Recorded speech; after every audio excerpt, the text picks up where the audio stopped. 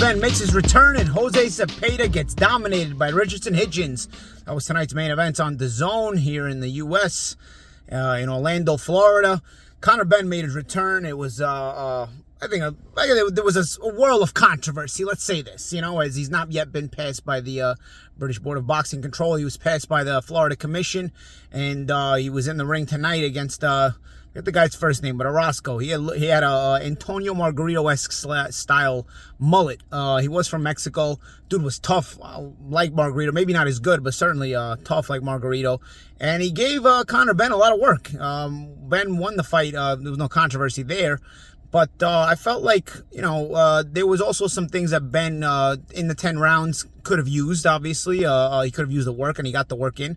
But I think it showed also some of the things Benn has to do. I didn't notice enough of a consistent jab on the part of Benn. And Benn is trying to fight on the back foot for some of that, which I didn't mind him doing because Orozco was coming in with his head flying in, so I don't mind Benn kind of stepping back and trying to set him up with the uppercuts and some of the right hands that he was throwing. Threw some nice shots here and there in the fight, and I won the fight. I thought, despite having the struggle in some moments, I thought it was more so to the credit of Orozco than it is to the criticism of Benn. Here's where the criticism of Benn does come in, though. He's got to have a consistent jab. The only time he really uses his jab, aside from once or twice a round, maybe if that, aside from that, is he's looking to only throw jabs when he's throwing right hands or hooks. He's not actually using the jab on a consistent basis. And especially when you have a guy who's trying to barrel forward constantly at you and be physical with you, you could use a jab like that. It's part of what keeps him off balance, the feints and the jabs and whatnot.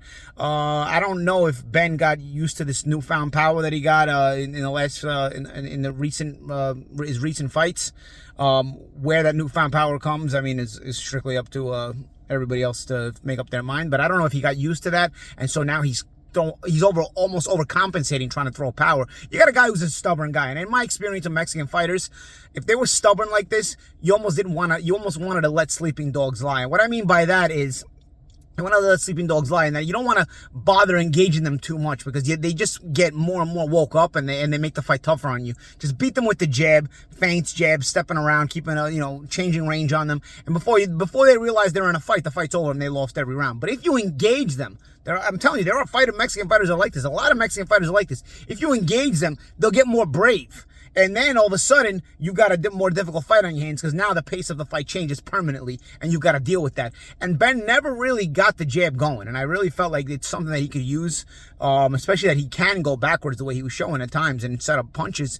I think at times, if you use a nice snappy jab, more so than once or twice a round, which he did, at times it wasn't even once or twice a round, and you use just the jab on its own, then at times you can kind of, do all the other stuff you're doing as well. I don't mind Benn throwing power shots when he wants to throw power shots, but you got a guy who's stubborn. He's not going to go away. He's actually barreling forward past the power shots.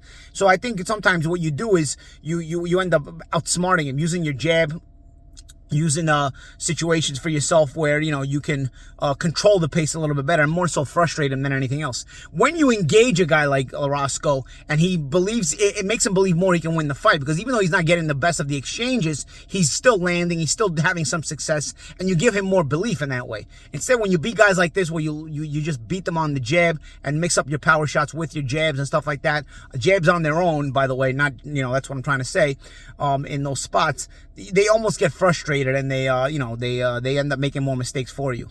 Anyway, that was my assessment of Benn. We'll see. Hearn wants to bring him back in December.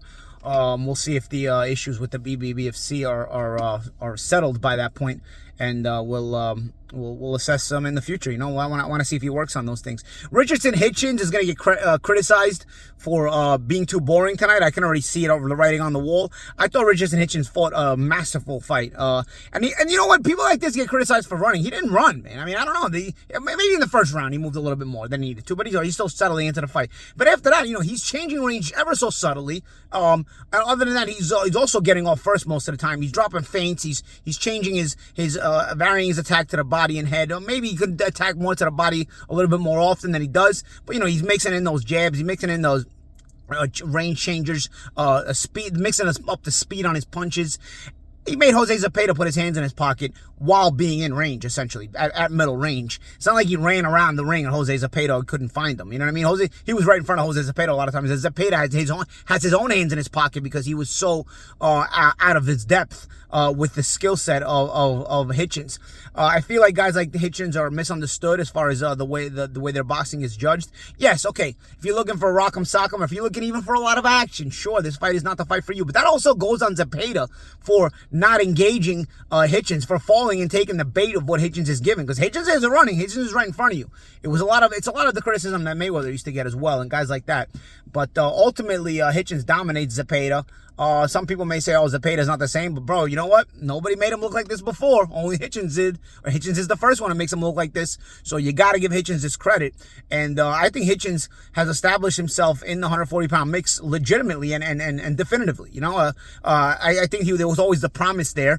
But this kind of performance against a guy like Jose Zepeda, who's never been an easy out for anybody, I think really establishes him among the elite guys at 140 pounds. Now, how he can get them into the ring with him, I mean, we'll see. We'll see if that's possible. We'll see how that plays out. I know the announcers were trying to say that he would like Devin Haney, but we'll see how Devin Haney and Prograis maneuvers along, how that result goes, and then we'll see. We have to assess that afterwards, you know. But it's a good 140-pound division, you know, with some good champions, interesting fights, and we'll see. I mean, Hitchens is with the zone, so obviously maybe that's why he's trying to angle towards the fighters that the zone may have, which would be either Prograis or Haney, or at least that have the option to fight on the zone. Because if Haney is free, then you know, I would assume he can fight anywhere he wants to go, right?